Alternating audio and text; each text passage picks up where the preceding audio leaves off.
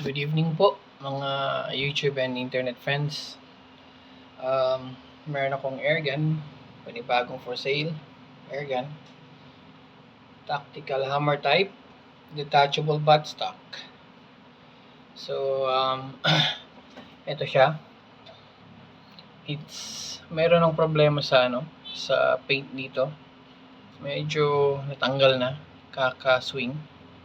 So, it's a hammer type airgun, PCP airgun, pneumatic charge, PCP airgun. So, ito hammer type siya. Ito naman, swing right instead na swing left. And then, doon ka mag-load ng bala. Tapos, close mo yung swing. And then, cock. Ayan. Tapos, fire. So, ganun lang siya kadali. Ganun lang siya kadaling i-operate. So, ito meron siyang detachable buttstock. Ito yung buttstock niya. Nadi-detach siya.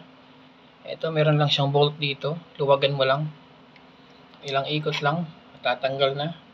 Tapos, kanyang silencer ay threaded.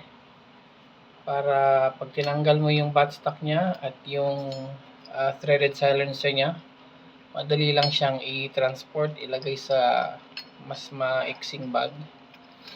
So, for easy transport.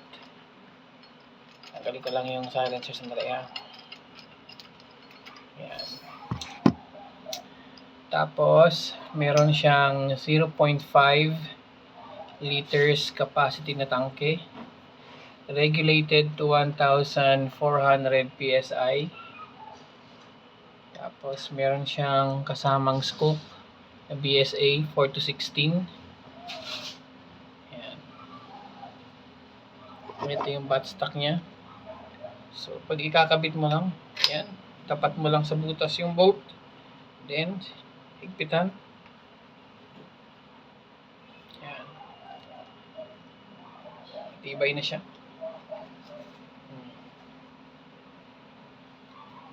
Tibay siya. So, budget meal lang ito. Kasama ang kanyang scope. Yan. Regulated. Tapos, yung kanyang offset adapter ay kasama na yung kanyang barrel band. Yan. 22 inches ang kanyang barrel, brass barrel. Yan. Murang-mura lang. Pwede nyo akong i-text or i-tawagan sa number na 0925-567-9062. Siya. Pang long range, mahabang barrel.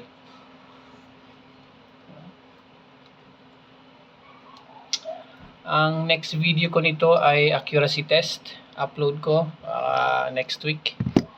So, yun lang muna. Good evening po.